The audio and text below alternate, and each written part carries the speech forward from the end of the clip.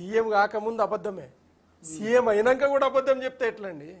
ఈరోజు ఆర్థిక పరిస్థితుల చిట్టాలలో భారత ప్రభుత్వం తీసినటువంటి అంకెలలో అబ్జర్వేషన్లో ఈరోజు ఉన్నతి చెందినటువంటి అభివృద్ధి చెందినటువంటి రాష్ట్రాలలో 5 రాష్ట్రాలలో మనది ఏదో ఒక నంబర్లో ఉన్నది, 1 నుండి 5 మధ్యలో.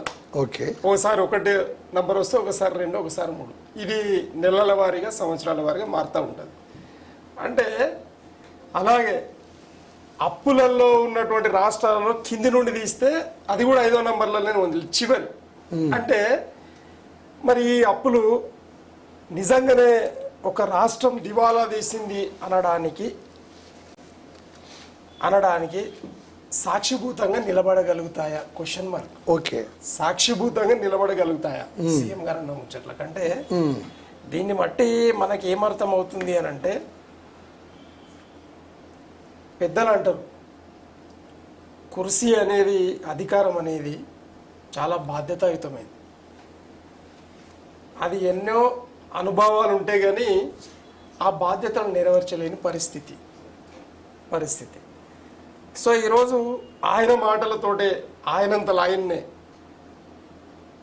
కావాలనా లేదు ఉన్నది తన మనసులో ఉన్నది ఉన్నట్టేనా, మళ్ళీ క్వశ్చన్ మార్క్ రెండుటి కూడా కావాలనా ఉన్నది ఉన్నట్టేనా.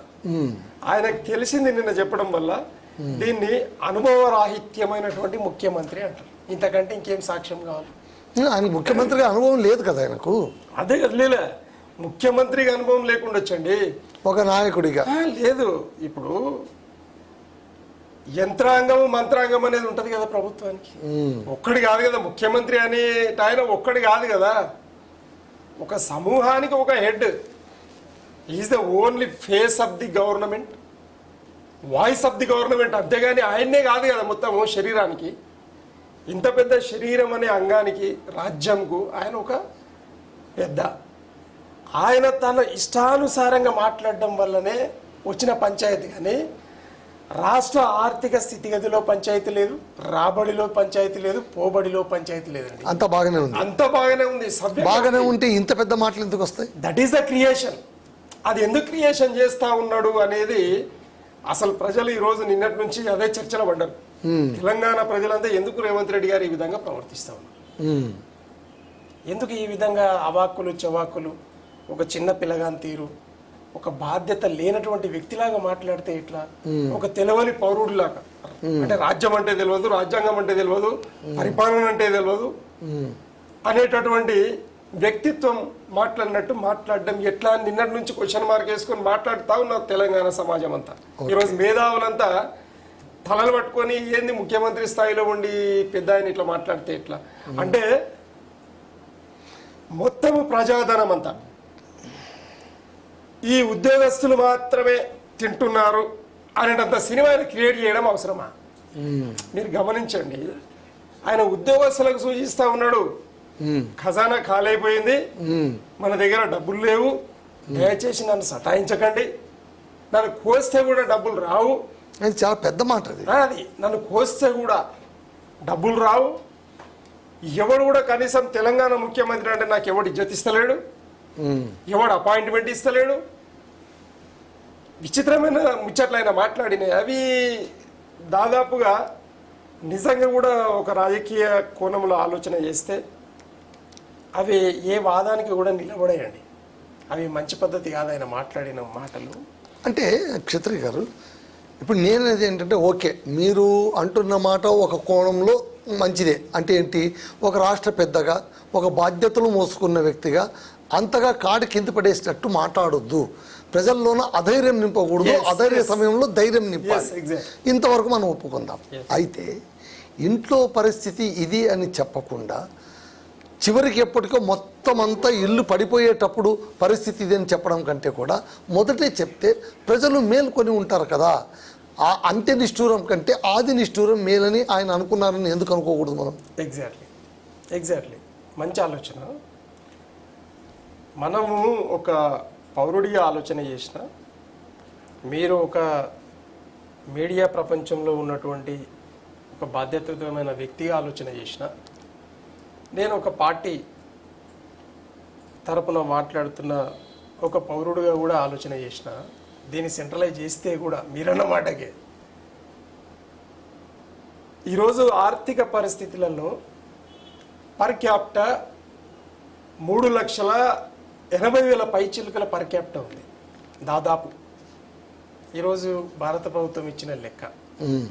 దాని లెక్కన మరి 4 కోట్ల తెలంగాణ ప్రజలు, ప్రత్యేకించి హైదరాబాద్ నుండే మనకు వచ్చే ఆదాయము 60% ఆదాయం హైదరాబాద్ మహానగరం నుండే మనకు వస్తుంది. ఇన్కమ్ ఇంజన్ ఇది.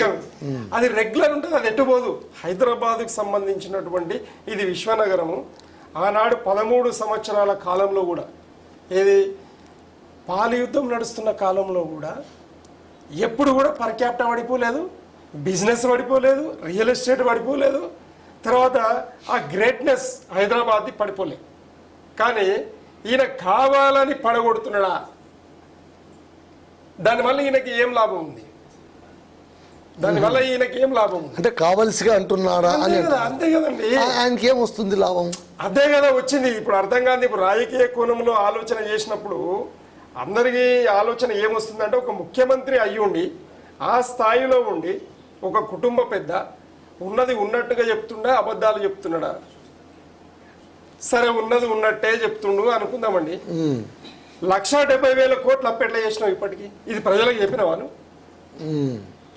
మాదైతే వైట్ పేపర్ ఇచ్చినావు. మేము చేసిందే 3,57,000 కోట్లండి మేము చేసిన అప్పు. అది దేనికోసం చేసినాం? మేము చేసిన అప్పుకు మా దగ్గర లెక్కలు ఉన్నాయి. మేము రూపం చూపెట్టగలుగుతాం. మేము చేసిన ఒక్కొక్క రూపాయికి లెక్క ఉంది, దానికి రూపం ఉంది. మేము కాళేశ్వరం కట్టినాం, మేము పాలమూరు రంగారెడ్డి కట్టినాం, మేము సీతారామ ప్రాజెక్టు కట్టినాం, మేము భద్రాద్రి కట్టినాం, కేటీపీపీ కట్టినాం, యాదాద్రి కట్టినాం, తర్వాత సోలార్ పవర్ ప్లాంట్ కట్టినాం. ఒకటి కాదు, రెండవది మరి రోడ్లు భవనాలలో ఈరోజు ప్రతి గ్రామానికి బ్రహ్మాండమైనటువంటి రోడ్లు ఉన్నాయి, ఇన్ఫ్రాస్ట్రక్చర్. తర్వాత పట్టణాలకు బ్రహ్మాండమైనటువంటి రోడ్లు భవనాలు. అలాగే ఏది మన కలెక్టరేట్లు 32 కలెక్టరేట్లు కట్టినాం. తర్వాత అదే 32 ఏది ఆరోగ్య శాఖకు సంబంధించినటువంటి మెడికల్ కాలేజీలు, నర్సింగ్ కాలేజీలు కట్టినాం. మా దగ్గర రూపం ఉంది కదా. మేము డబ్బులు ఎక్కడ ఖర్చు పెట్టామో మేము లెక్క చెప్తా ఉన్నామండి. ఈరోజు పల్లె ప్రగతి కింద రైతు వేదికలు కట్టినాం, రూపం ఉంది మా దగ్గర బ్రహ్మాండంగా. ఈరోజు నర్సరీలు ఉన్నాయి, రూపం ఉంది. వైకుంఠ ధామాలు ఉన్నాయి, రూపం ఉంది. మేము డబ్బు ఎక్కడ ఖర్చు పెట్టామనేది మిషన్ భగీరథ కింద ఇంటికి నీళ్లు ఇచ్చాం, మా దగ్గర రూపం ఉంది. నర్సరీలు హరితహారం అని చెప్పి మొత్తం డబ్బంతా నాశనం చేసి పెట్టారనే కదా అనడం. సార్ నేను ఒక్క మాట సార్, గుడ్, మీరు మంచిగా జ్ఞాపకం చేసిరు. పంచాయతీ ఏంటంటే, కేసీఆర్ అనేటటువంటి సుపరిపాలకుడు అసలు వచ్చే ప్రభుత్వానికి అసలు ఇన్ఫ్రాస్ట్రక్చర్ డెవలప్మెంట్లో ఫలానా పని మిగిలింది అని లేకుండా పని చేయడం జరిగింది. అది గొప్పతనం ఏంది అని అంటే, ఆ ఇన్ఫ్రాస్ట్రక్చర్ డెవలప్మెంట్ చేసిన తర్వాత జరిగిన పరిణామం ఏంటంటే, ఇన్ఫ్రాస్ట్రక్చర్ డెవలప్మెంట్ ఏంటంటే పెట్టుబడి పెడితేనే ఇన్ఫ్రాస్ట్రక్చర్ డెవలప్మెంట్ అవుతుంది. ఇదైతే ఆర్థిక వ్యవస్థ తెలిసిన ప్రతి ఒక్కరికి తెలుసు. ఏం సార్? దాన్ని 1 రూపాయి పెట్టుబడికి 2 రూపాయలు ఎలా సంపాదించాలి అనే ప్రణాళిక అటు వచ్చే ప్రభుత్వానికి ఉండాలా వద్దా? ఈయన దగ్గర ప్రణాళిక ఎక్కడ అంటున్నాను నేను అనేది. ఈయన ఏం చేస్తే రేవంత్ రెడ్డి గారి దగ్గర ప్రణాళిక, ఆయన ఆరోపణలు చాలా చేస్తున్నాండి. ఆయన ఏమంటున్నా అంటే, మేము మొదట బడ్జెట్ పెట్టేటప్పుడు ఏమనుకున్నాము, 3 లక్షల కోట్ల బడ్జెట్ ఆదాయం ఉంది, 3 లక్షల కోట్ల ఏటా 3 లక్షల కోట్ల ఆదాయము, 3 లక్షల కోట్ల అప్పు ఏదో ఉంది, కాబట్టి ఈ సంసారం చక్కబెట్టవచ్చు అని అనుకున్నాను. చూస్తే ఆదాయం 3 లక్షల కోట్లు కాదు, 2 లక్షల కోట్లే. అప్పు చూస్తే 8 లక్షల కోట్లు ఉంది. ఏం చేయమంటారు మీరే చెప్పండి, నేను ప్రజలను అడుగుతున్నాడు ఆయన. సార్ ఇప్పుడు అదే అంటున్నాం మేము, నాకు మిత్తి కట్టడానికి సరిపోవట్లేదు అంటున్నాను. ఆ మాట ఇప్పుడు ఆయననే అడుగుతా ఉన్నాం. అంతకుముందు నువ్వు ప్రజల తరఫున అడ్వకసీ చేసావు ప్రతిపక్షంలో ఉండి. నువ్వు చేసింది, ప్రజలు నీకు అధికారం ఇచ్చారు, ముఖ్యమంత్రి కుర్చీ మీద కూర్చున్నారు కదా, ఇప్పుడు ఉల్టా నువ్వు అదే ప్రజలను నువ్వు అడుగుతావా? ఉందా ఏమన్నా ఇది జ్ఞానమున్న ముచ్చట్నేనా? మీరే చెప్పండి సార్. లేదా ముఖ్యమంత్రి గారికి సోయుని విజయహారి గారు, మీరు ఒకటి గమనించట్లేదు. ఆయన అప్పులు అవుతున్నాయని చెప్పి ఇంత అప్పు అయింది రాష్ట్రం అని చెప్పి దానికి కారణం గత ప్రభుత్వమే స్పష్టంగా చెప్తారు ఆయన. సార్ గత ప్రభుత్వం మీరు దాన్ని మర్చిపోతున్నారు. సార్ గత ప్రభుత్వం దగ్గర రూపం ఉంది అంటున్నాము. మేము ఇన్ఫ్రాస్ట్రక్చర్ డెవలప్మెంట్ లో భాగంగా మేము తెచ్చిన అప్పు ఎంత? దాదాపు 4 లక్షల కోట్లు మాత్రమే మేము అప్పు చేస్తే ఏది 10 ఏళ్లలో సార్ 10 ఏళ్లలో ఇన్ని పనులు చేసి నీవు 1,70,000 కోట్లు అప్పు ఎందుకు చేసావు అనేది కదా ఇక్కడ వచ్చిన పంచాయతీ. ఎందుకు చేసావు? దేని గురించి చెప్పు. అంటే విమానాలలో మొత్తం ప్రతి మంత్రి ఒక హెలికాప్టర్లో తిరగనీకే ఖర్చు అయినాయా? మీ హయాంలో అసలు ఎవరు తిరగలేదా? ఎవరు తిరిగారండి? మీకు ఒక్క సీఎం గారు తప్పిస్తే సీఎం గారు ఎక్కడైనా బయటికి పోయారా? మీరు గమనించండి. ఆయన ఫామ్ హౌస్ లోనే ఉండిపోయారు. అంతే కదా. ఫామ్ హౌస్ అంటే మంచి పేరు తెచ్చుకున్నారు కదా సార్. మీరు అలా మాట్లాడద్దు సార్. వ్యవసాయ క్షేత్రం అండి. మీరు చూడండి, మీరు వెళ్ళండి, ఎప్పుడైనా ఫామ్ హౌస్కి వెళ్ళారా? మీరు వెళ్ళండి. 4 గోడలు ఉంటాయి, ఆరాంగా ఆయన కూర్చుంటాడు, ఆయన ఆలోచన చేస్తూ ఉంటాడు ప్రజల కోసం. అది కూడా తప్పుపడితే ఎట్లా? అంటే ఒక వ్యక్తి ఆయన ప్రగతి భవన్ వదిలేసి ఫామ్ హౌస్కే పరిమితం అయిపోయి లెక్కకు మిక్కిలిగా అప్పులు చేసి రాష్ట్రాన్ని అప్పుల ఊబిలో పడేసిపోయినందుకే ఈ తిప్పలు. మేమేమంటున్నామంటే మా అప్పుల గురించి మీరు 100 సార్లు మాట్లాడితే కూడా మేము 100కు 200 సార్లు జవాబు చెప్పే స్థాయిలో ఉన్నాము అంటున్నాము.